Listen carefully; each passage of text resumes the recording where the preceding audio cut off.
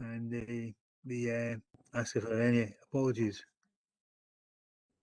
There are no apologies submitted, Convener. I think we may have a full house. Thank you. It is being recorded live, the broadcast live. Is that commenced? That's fine. Okay, the minutes of the meeting of the 21st of April.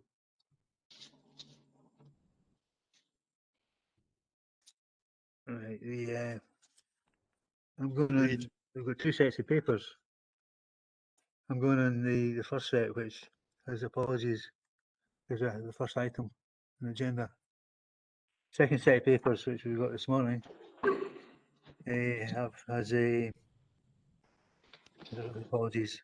Is the first item as well. We can ask you for any apologies. Thank you, Convener. No apologies have been submitted. Thank you. Any declarations of interest? Any declarations of interest amongst members? No. No.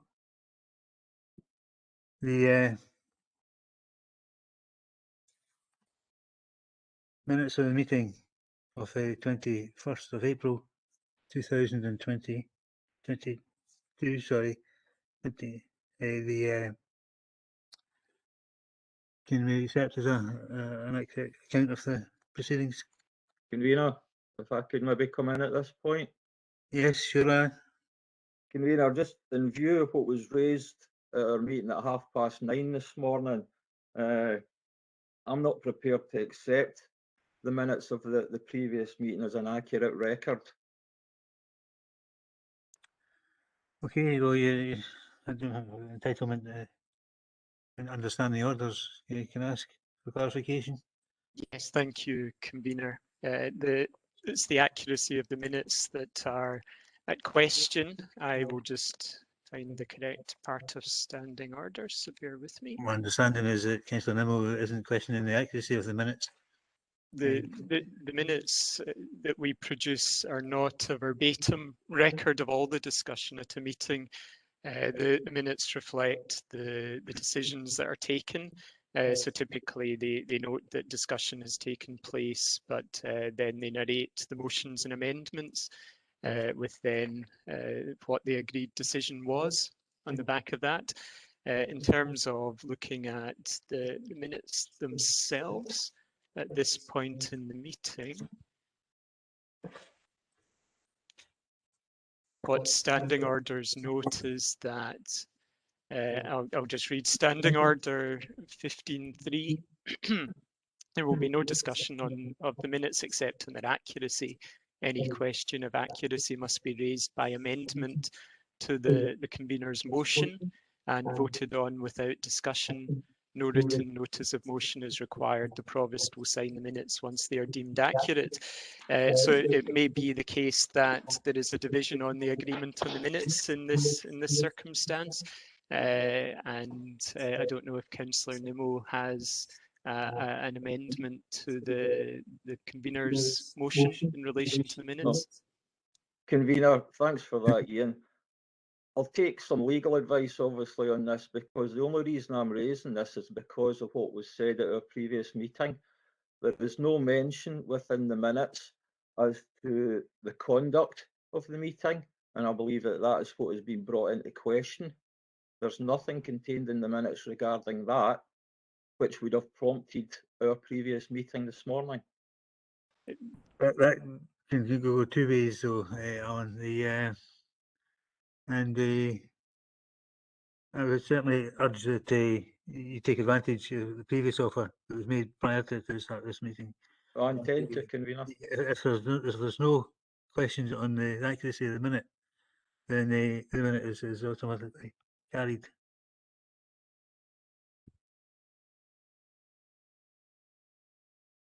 There's no happy to move them as a true account of the meeting. The minutes are a true account of the meeting on the 21st of April. Yeah. I would certainly second Councillor Blackwood. Okay, Councillor Hughes. Agreed. Agree. Okay, the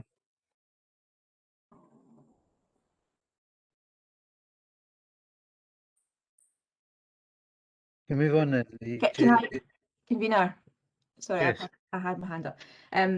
I do just want to make a very brief comment in a similar line to what yourself and others made during the previous planning committee, and that is to say that I mean, Councillor Nimmo has raised the issue that, you know, conduct or discourse during that meeting isn't minuted, and I don't think that is something which is generally minuted at all.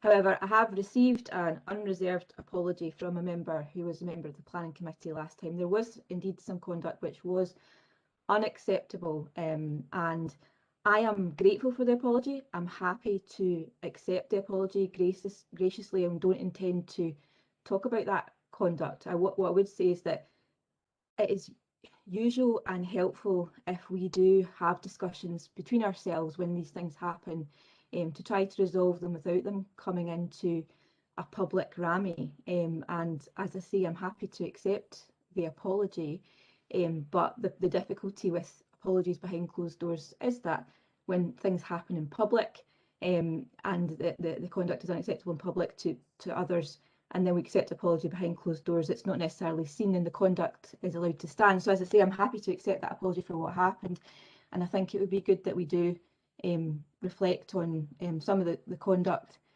Sometimes it might not appear that way to us, but it's particularly, you can see from the makeup in this committee, the diversity within local government is poor, the diversity within this committee is poor, and certain comments can be really derogatory to certain demographics, and we want to be as inclusive as possible as a council. So, and accepting that apology, reflect on what those comments were, but I think it's better that we all just move on together without having to raise the specifics of them in a combative fashion. So I'm happy to accept the apology, and I thank the member publicly for having offered it privately. Okay, I'm quite keen to come back to the agenda. Exactly. And can I ask, therefore, the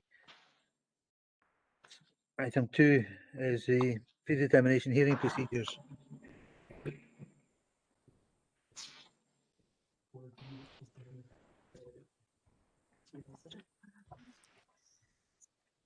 So, That's the predetermination hearing papers Right, that Tonya yeah, sent out. Need that. That's not today's. No, let's do these. Yeah, that one. That's right. Paper, but that's the item that we're doing now. Mhm. So it's just missing after that's been date. Yeah, we've still got the minutes. The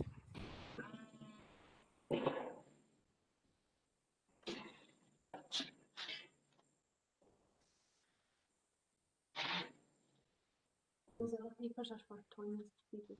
yeah, I'm aware of that. Yeah, the yeah.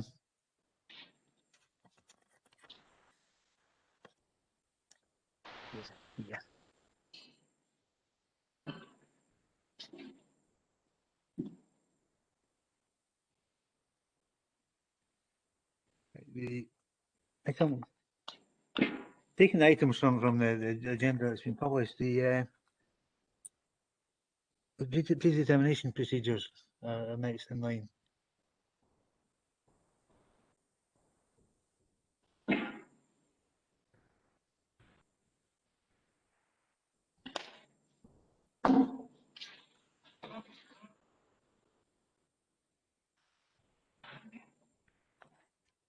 So Ron, will be the minute of the planning committee, and then the Yeah, Madison application just got Mr. Hardy for Right. the deputation. So we're just to do the minute of the meeting of the site, and then we're on to this item. what date was that? 4th of May. Right, okay. I'll leave that there just now. Yeah.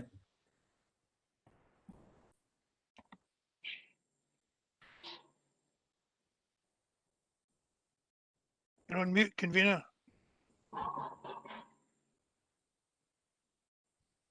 Sorry, colleagues.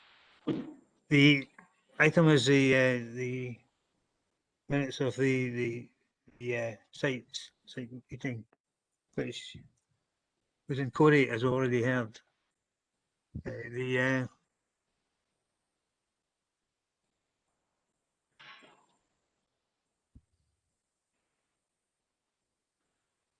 Ian. Sorry, convener, but it's just to let you know that my screen seems to be jumping all over the place. I don't know if we're having technical problems. It's Councillor McHugh. Thank you, Councillor McHugh. That's noted, and I think there have been some technical difficulties, which I know that Karen is trying very hard to resolve at the moment. Thank you, Councillor McHugh. Thanks. I'm having similar issues. Apologies if that disrupts.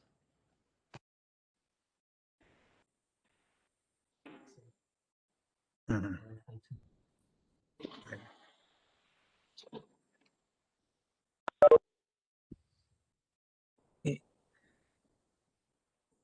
Can we approve the minutes of the meeting as an accurate account of the site inspection that took place? Agreed. Agreed? Agreed. Okay.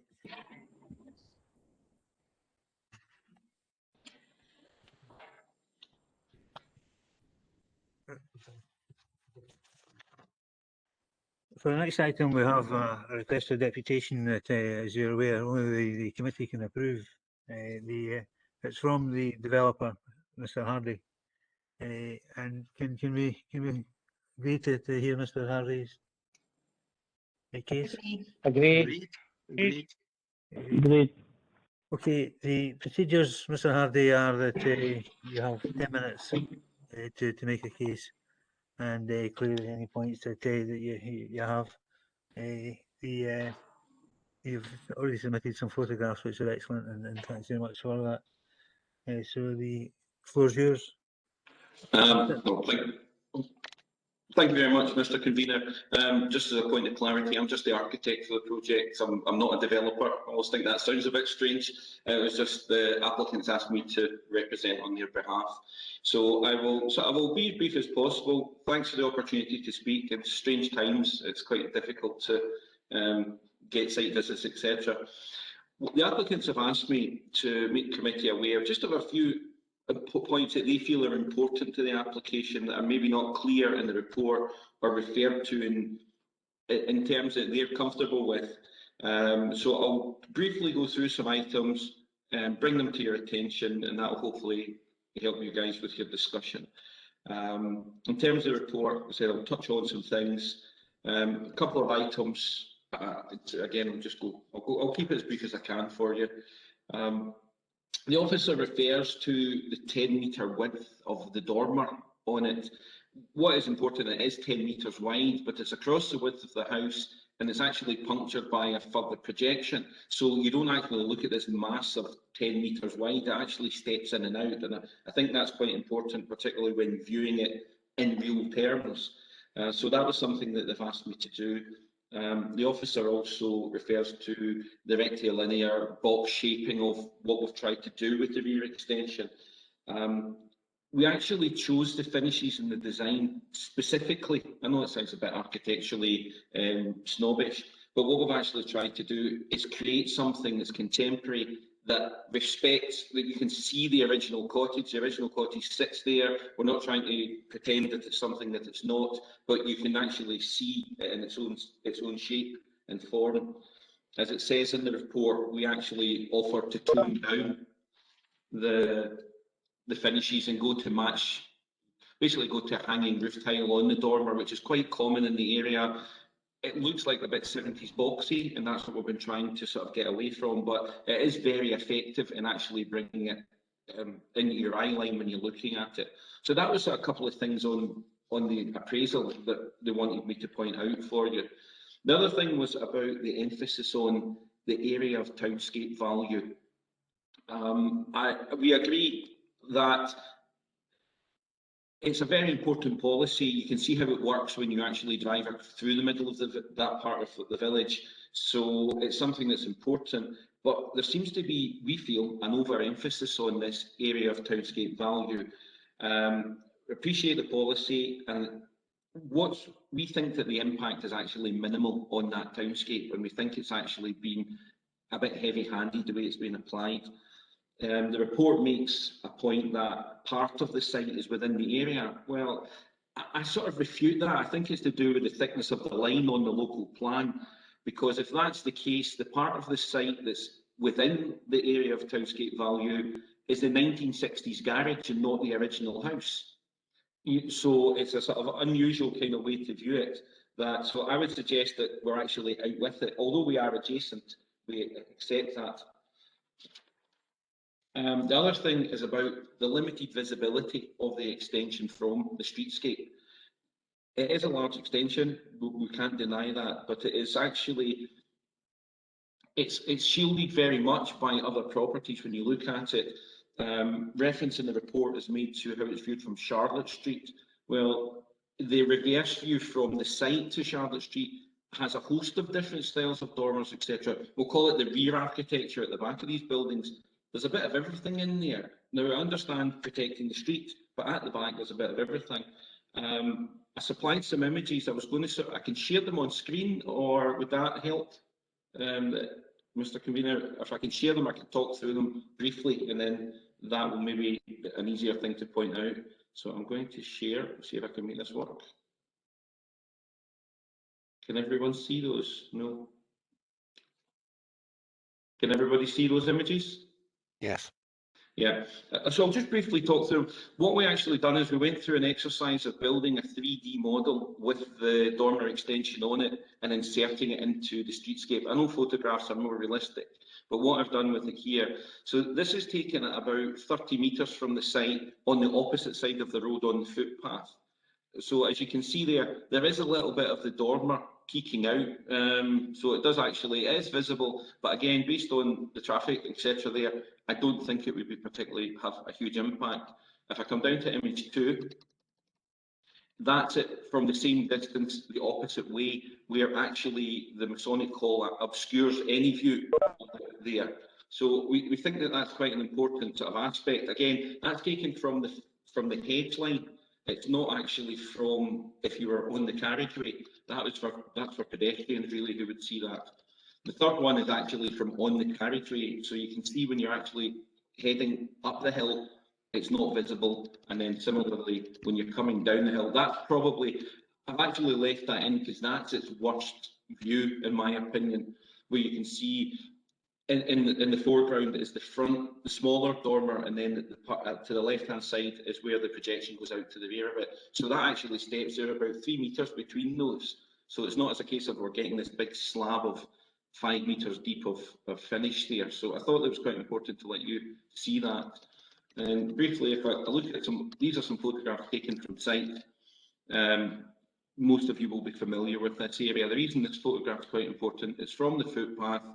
When we look at the streetscape there, immediately on our left, just above the red car, that's actually, you can see the slated, that's a vertical face on the slated wall of the house that's the other side of the Masonic Hall. So it shows you that it actually does blend in if we went to that style of finish.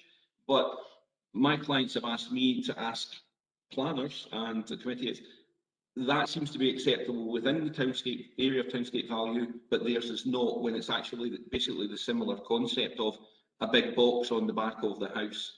So the other thing is to look at, quite important, is the flats that are immediately up the hill from it. They really dominate, and I think it's quite important when you're looking at it from that point of view.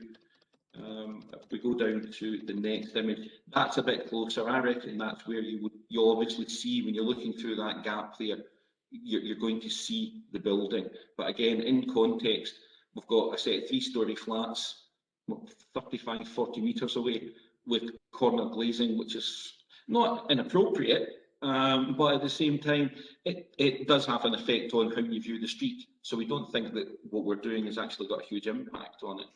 And then a couple more images. This is coming down the hill again. It's actually taken from inside the car, so you can see that you're getting very minimal visibility at that. Even at 20 miles an hour, it's only visible for a second, or it's less than 2 seconds, I think. And then the final image is that again, that's where you're going to see it at its worst.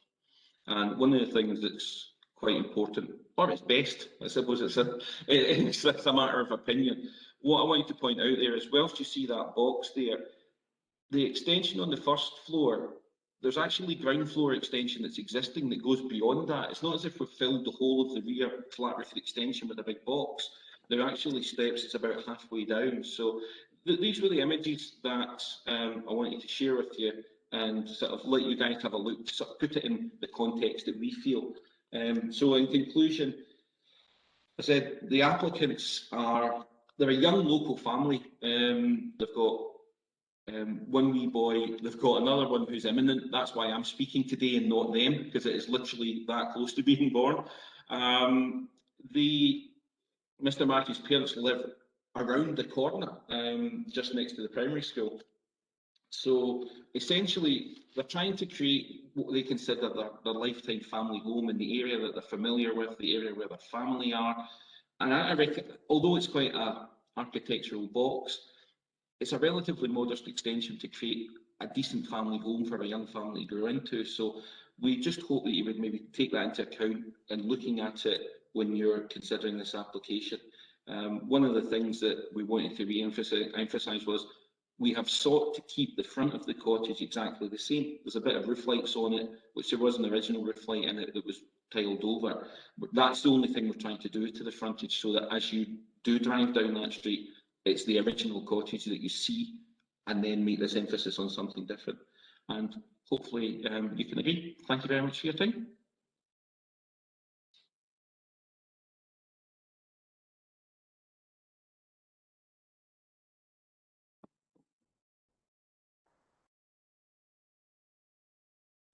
Thank you very much for that, sir. Do you have any questions from the members?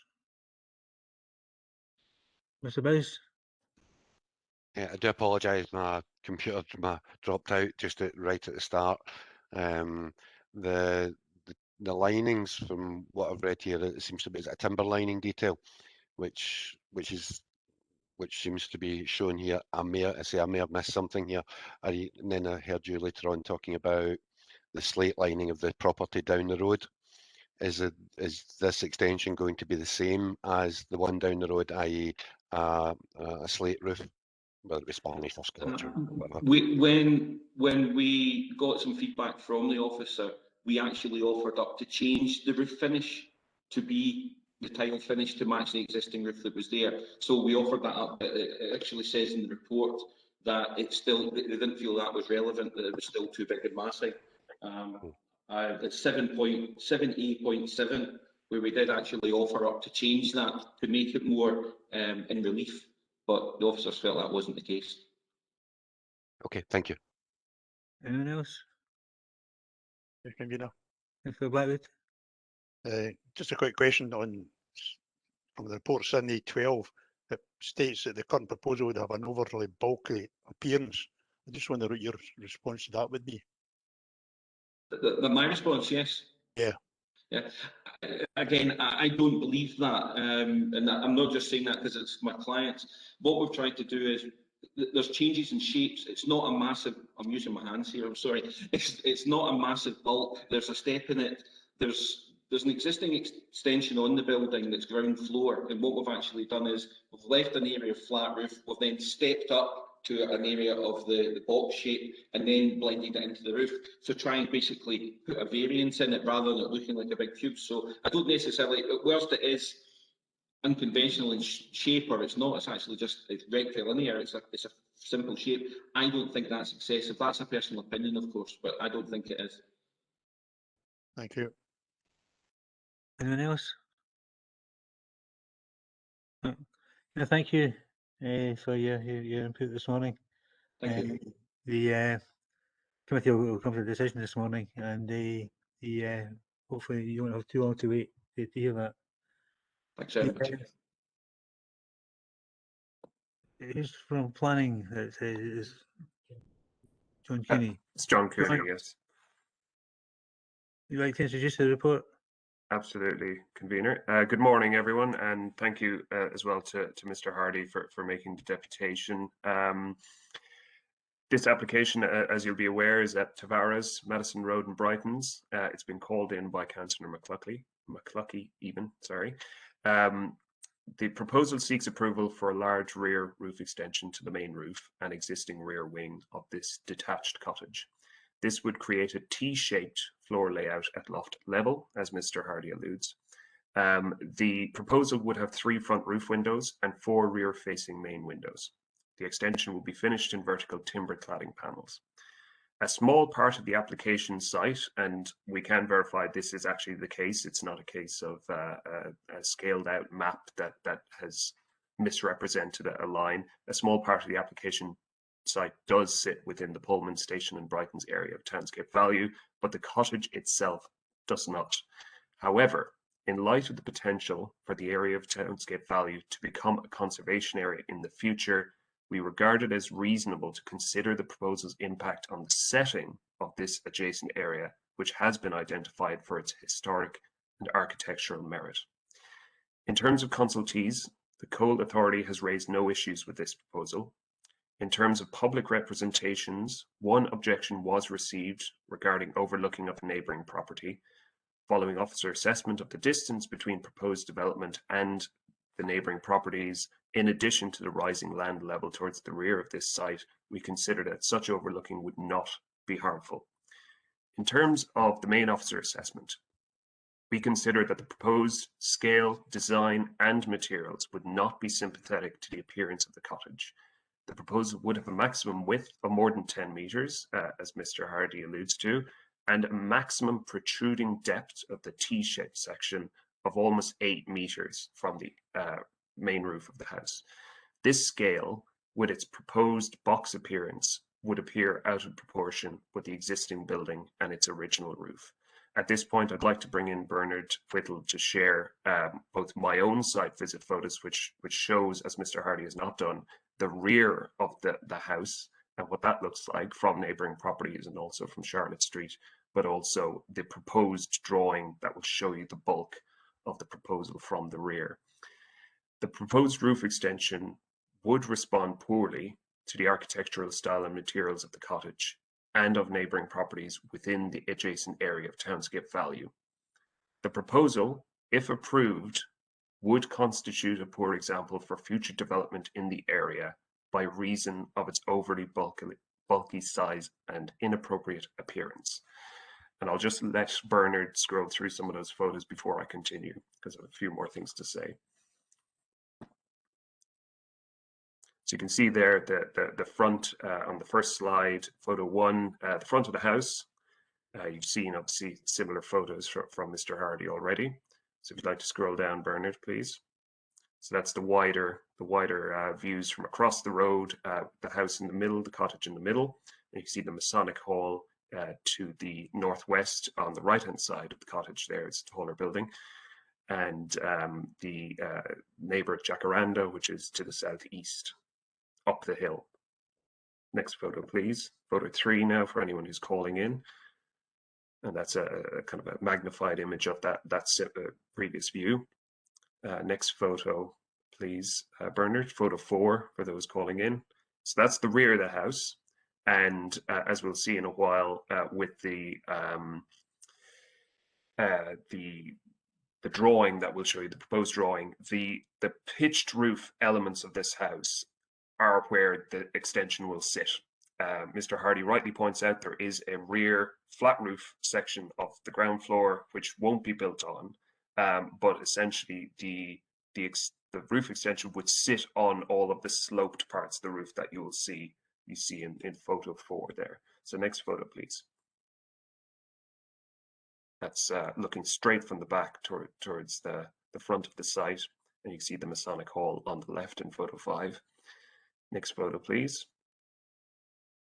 And then that's wrapping around again, another rear view, looking at the rear. Next photo, please, Bernard. So this is the neighbour to the southeast, so looking diagonally out of the garden down towards that neighbour to the southeast. Next photo, please. And this is turning around then to the kind of rear neighbours at the south. Next photo, please. Then the neighbour to the west, and that is Charlotte Street actually. So the road comes in between that bungalow and the house you can see on the right, which does itself have a front roof extension, as you can see. We'll address other roof extensions in a minute. As you can see, there are some roof extensions. What I would say is notable about these is that you can see the roof slope in which they are set.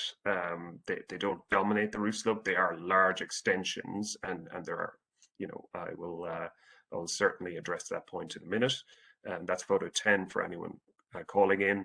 And then photo 11 is looking directly northwest along the rear garden of the Masonic Hall towards Brighton's into the area of Townsgate Value.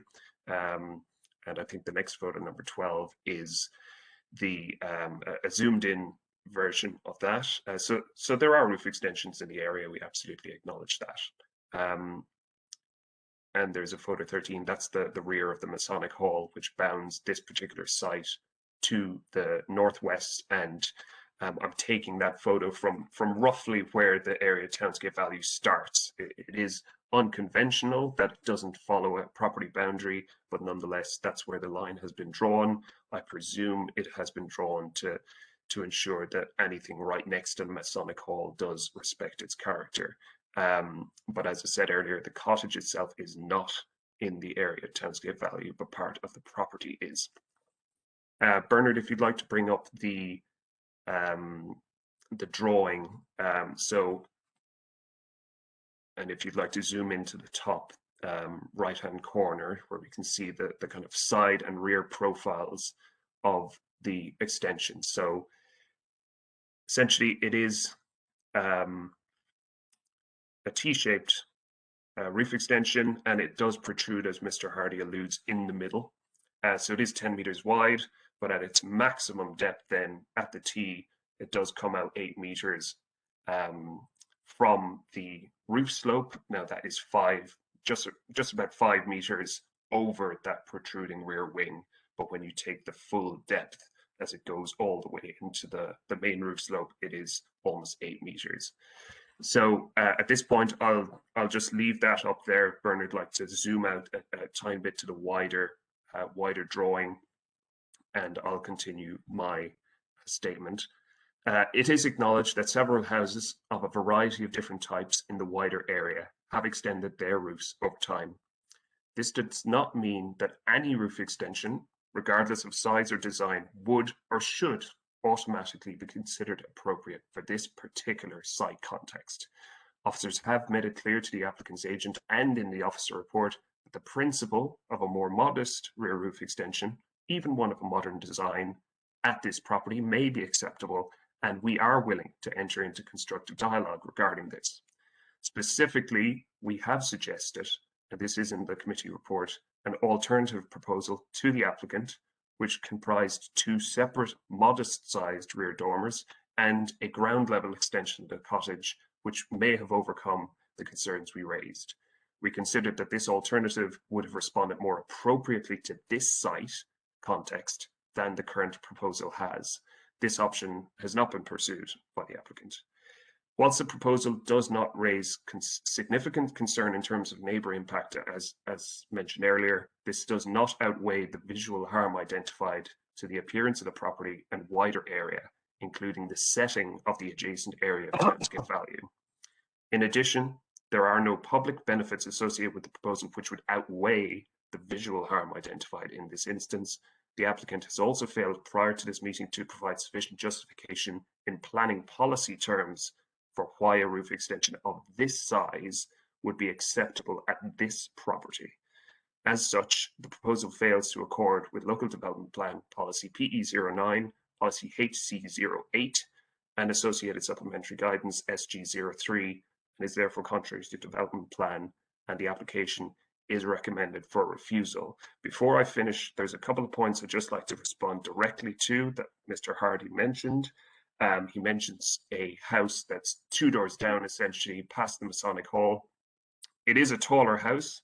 It does have a rear roof extension, but the key point is that this particular cottage, it's quite a low, short building, essentially, and what may be appropriate at a different property in the neighborhood is not necessarily automatically going to be acceptable at this particular cottage because of its low height and the scale of that relative to the house as a whole. And in addition, I would say that I suppose that was relevant from my previous comments, that Mr. Hardy did provide 3D drawings of the front, but he didn't of the rear. So with that, I would thank you for listening. Thank you for that. Can open it to questions or points on the floor? Convener, Councillor Kerr. Councillor Kerr. Thank you, Convener. I take on board what Mr. Kinney is saying, but with regards to the T-shape of the building, if you can go to photo 7 of the photos that Mr. Cooney provided, photo 7 and photo 13, it just blows out everything that he says, because there's a T-shaped extension to, in photo 7, 2 doors up the way towards the flats, and the size of the extension at the back of the Masonic Hall is absolutely massive. So saying it doesn't go with the rest of the street, each side of that particular building has got exactly what the applicant's looking for. We'll get an answer to that one. Mr. Cooney? Bernard, if you'd like to bring up photo 7 so the other members on the call can see what Councillor Kerr is referring to there. Whilst we're doing that, the Masonic Hall obviously is a 2-story building next to it. That, as originally designed, is this 2-story building. There is a T-shaped house to the southeast, but that doesn't have a roof extension, and ultimately we're dealing with a roof extension here. As I've set out previously, we are actually promoting the extension of this house at ground level, so its roofscape can be not as affected as it would be by the proposal that's currently in front of us. So, you know, it's not us saying we're against a T-shaped house. The house is the application house is already T-shaped.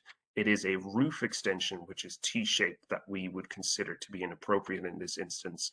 We would support a roof extension of the main rear roof slope that is not as wide as maybe into multiple dormers rather than one single 10-meter wide dormer. But we're keen to make sure that the proposal in front of us is appropriate for its context and is visually sympathetic to the main, what is a cottage essentially. And we feel that a T-shaped, box-shaped dormer that dominates the rear roof slope of that house would not be appropriate. But I take your point on the neighbouring character. There is capacity for change at this particular property, but not to the scale that has been proposed in this application in officer's view. Can I supplement the question, Convener? Of course. So on page or photo 7, will that be any different roof line to what the applicant is proposing? It's still a roof going at the back. Well, what I would say to that is that it's that is a gable, a rear-facing gable wing, and actually the application property. If Bernard, you want to scroll up to photo 6, which is just scroll up that same photo there, you'll see that the existing property is not dissimilar. It just happens to have a hipped roof at the back, which doesn't have this gable end. So essentially what you're saying to me, Councillor Kerr, is it, that, well, the property next door has a gable, so why can't we get a big roof extension on that? We're not comparing apples with apples there. It's we're talking about a large box-shaped extension that will sit at roof level above the rest of the house. And whilst we're, as I said earlier, we would encourage a roof extension, but just not to the scale proposed. And I'd ask Bernard at this point to bring up the proposed drawing to show what that would look like.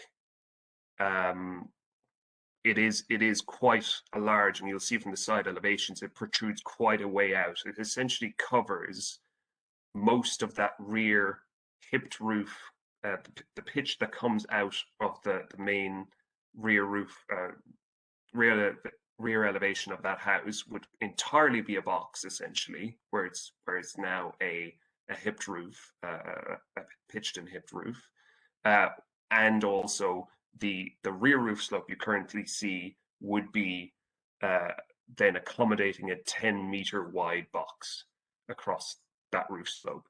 In our view, it's not sympathetic to the original roof slope of that property, and that's something that we aspire to through our supplementary guidance SG03.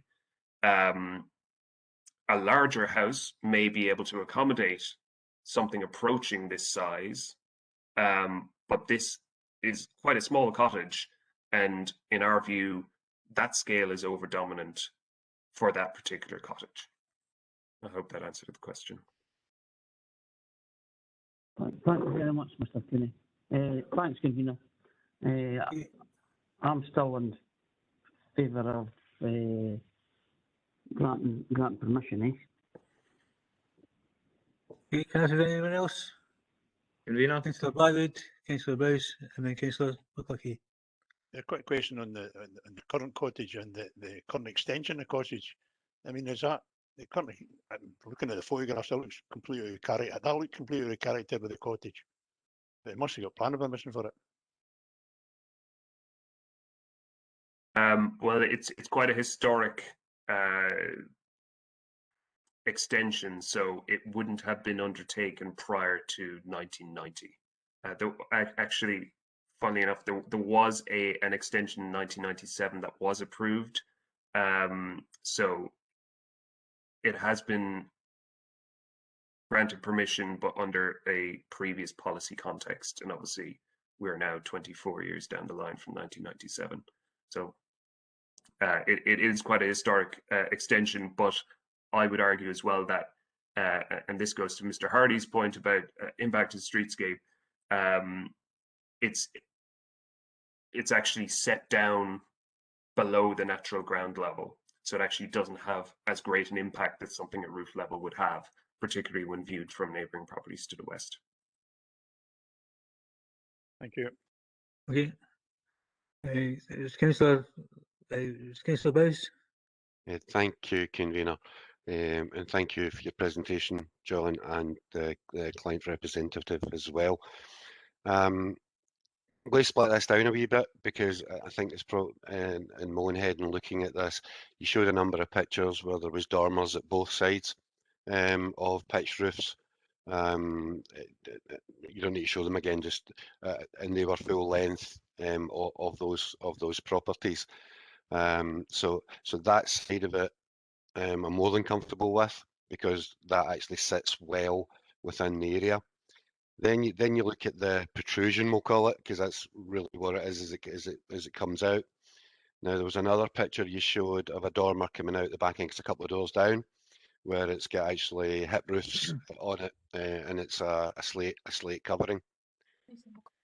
What I'm looking at, and I understand what you're saying about the massing of it, but I'm really comfortable actually that they're actually trying to protect the style of the house, particularly from the front elevation, because they're doing very little there. Between your own pictures and the pictures from the developer, it shows that visually there'll be very little of it seen. I would actually be quite happy to actually propose that this is granted, but with one thing on it, is that the materials are sympathetic to the rest of the area. It seems to be either Scotch slate or it's a or a dark grey pan tile.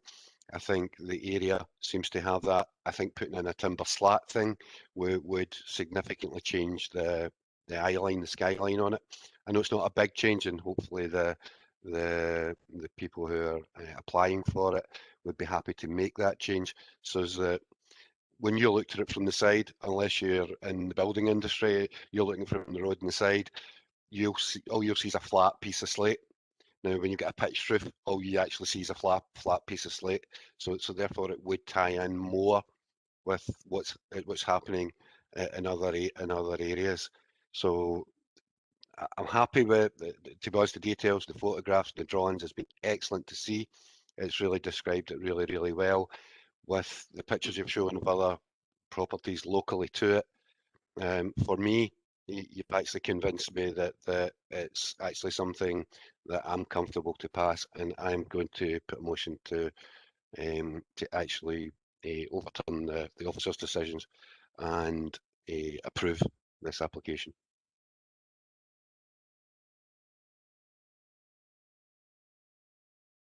I convenes Councillor Kay, I'll second that.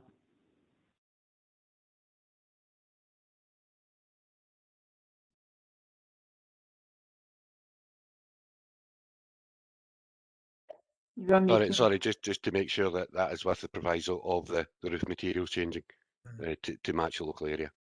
Yeah, point taken. That was what we recorded at that. Okay, the Councillor McCluckie. Aye, thanks, convener. I called this in because I had looking for some answers, and I've got the answers quite clearly today. I see on the issue we're mentioning the historic landscape area, which got surrounding area, and we're told that the application isn't in that landscape area. So I just find out the area of townscape value that's not in it. But what the officer is saying that it could be in the future. And I was just wondering, when we put in a planning application in the future and someone comes up and says it's contrary to local plan, that we start going and saying the same thing. But it could be in the next local plan, or I'm going to put it in, because you can only go with what we are, what policy we're working now. And as I say, it isn't in the area of townscape value. We've no heard anything about the 3-storey monstrosity that got granted, and I think it was officers that granted it further up the hill, which is a prominent thing as you drive up. And every time I pass it, each week, I'm astounded that it was granted. I think it's like a mini multi-storey flats, just 50 yards up the hill. And I go planning permission, and you can see it. And you've got to creep round the gardens here in the back to try to see any possible site of this application. I just didn't know why this wasn't considered. The applicant, and I was just going to go and bring up the comments that Councillor Bowes says, because they're good. The applicant had agreed to look at the materials. He was happy to do that, and he was told no. So, and then to turn around and say that that's contrary, no sympathetic, I just don't understand it. The applicant has paid his money here. He's put in an application for what they're good. This young family got a property and trying to go and blend it in and fill their future there. And I haven't a problem with that, convener. I just don't see why this is actually coming in front of us, to be honest, or why I had to call this in. I just honestly can't think it. Obviously, Mr. Cooney has shown examples and gone through a microscope, and obviously he's new to council, and it may be the policy where he was before, but certainly I see many worse things than this in the area. And the Masonic Con next to it is double the height and scale, and people just accept that. So I'm going to be agreeing to grant as well. But as I say, as Councillor Bowes was beat me to it about the the applicant had agreed to change the materials and to put that in as a condition for the grant. Thank you. Convener, could I respond to that point, please?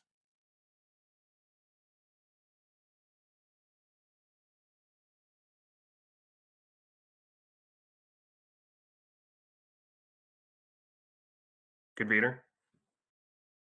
Yes, yes, you can respond. Just a point of clarification there for Councillor McCluckie. First of all, we're not claiming it's in the area townscape value. We're not claiming it is going to be a conservation area in the future. However, the fact that it is next to an area townscape value is something we have to take into account. If we ignored that, you would have a situation where buildings anywhere could be approved without that consideration that would, for example, tower over something in a conservation area or an area townscape value. So it's something we had to consider in this instance. And as you'll see from the officer's recommendation, it was the effect on the setting of the area townscape value rather than the townscape value itself. Absolutely respect the disagreement on that point in terms of its effect, and that's fine. What I would also say as well is it's not merely an issue of creeping around the gardens of neighbouring properties. There is a street, Charlotte Street, that extends all the way into the rear neighbour, and this proposal would be clearly visible from that street. What I would also say to that is that the area townscape value is not solely about street scene. It's about the character of the area in general. And that's where we're coming from in that particular respect. That's what I'd like to say to that. Convener, can I respond to the officer's comments? Yes. Firstly, we already pointed out that the area that is in the landscape value character, but 2 doors down isn't in keeping with the rest of the place. So that's already been brought up. So an example, you mentioned that we're next to an area townscape value that you're saying, but you know that it's no. That's like we just refuse an application next to an application that was put in the local plan for 200 houses down at Bowness, and we're only a metre away from it. But the thing is, that metre wasn't in the local plan. Another 200 metres is. So is that what we're going to start doing? I'm not going to have a debate here with this, but what I'm saying is, and the same with the high flats in Falkirk. I'm sure you can see them from a lot of back gardens. You know, I mean, how did they ever get granted? You know what I mean? Thanks very much, Convener. Okay, food for thought. Anyone else? Convener, Yes. it's really just a I think question. Councillor Murtaugh's been waiting for quite some time to get in. Apologise. The hands have gone up, and then the photographs are changing position. It's Councillor Nimmo and then Councillor Murtaugh after that. Thanks, Convener. I'll be quick. I'm happy to support Councillor Dowsey's motion. I think it's reasonable in the circumstances, but I do have a question. It's in relation to the Masonic Hall next door to the property in question. There's obviously a very large. Sorry, I was just on the. Sorry. There's obviously a very large extension built onto the back of the Masonic Hall, and I'm just wondering, the roof that's being proposed as an extension, is that going to extend as far as the Masonic Hall extension at the back? Mr. Cooney? I don't believe so. It's not as deep as that property. Obviously, the Masonic Hall, and this alludes to what previous members have said as well. Masonic Hall obviously is you know, a 19th century building, which is 2 stories as built, and obviously this particular application property is a single-story cottage. It doesn't follow that an extension to one would automatically, you know, justify an extension to another. And as far as I'm aware, that rear protrusion may either be original or quite well established. It may be quite a few decades old at the very least. To the Masonic Hall. I take it the Masonic Hall's not a listed building? Correct, it's not. Right, I'm happy to grant, Convener. Thank you. Thank you for that. Councillor Murtagh? Thank you, convener. I think I'm similarly minded, but I do understand why officers in consideration of this have both, given the recommendation that they have, and I think it was really valuable, Mr. Cooney pointing out that the difference between, yes, it isn't in the current conservation area or within that area of Townscape, but the impact that it would have needs to be considered. And I think that it's fair enough. Officers obviously have to do that within the course of their duties, and I think as a committee we all understand that. I share Councillor McClucky's frustration at times in passing certain properties which you think, how on earth did that get planning permission? Of course, not criticising any individual or other planning committee, but I think we'd all have an awful lot of work on our hands as a committee if we were to proceed on that basis. And one planning decision that we may or may not disagree with in the past doesn't mean we should continue down that line, I think. So I think fair enough scrutiny of each application on its merits is very important. I did just want to ask a question about what the officers were recommending, however, because it seemed that in kind of going back in dialogue with the applicant, that rather than having this mass of the extension on that level, it'd been suggested, if I was picking up right, that it was extended at ground level and a different profile of the dormer. I just wanted to ask whether that had been the case, and I picked that up right. We made a suggestion to Mr. Hardy's organisation with regard to a smaller roof extension on the rear roof slope, and we raised the I suppose the prospect of the area, and I think this is in photo 6. If Bernard can get that photo up, we identified that there might be potential to extend the ground floor area at the southeast of the house.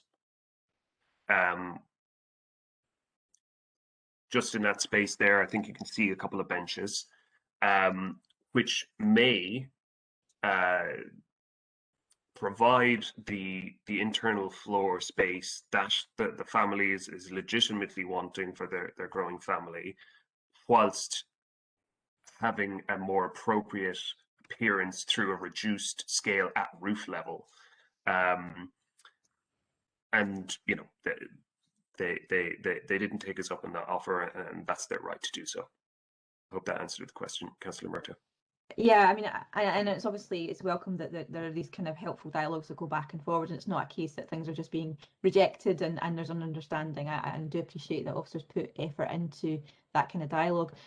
One of the reasons I asked, and I think this is probably something that's going to come up with committee more and more, given the climate emergency that we have, is that potentially we need to think about the ecological impact of extending at ground level, taking up garden ground, and I know that that's not something that currently, although it figures in our larger policies, it's not maybe a material consideration at times, but I think it's something that we probably need to be mindful of, that actually having a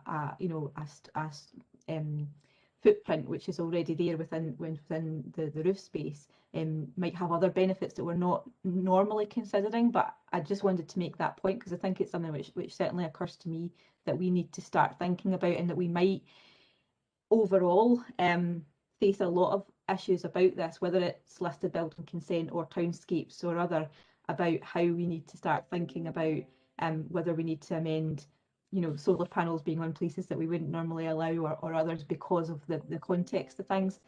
I do think, I don't wish to be rude about the current property.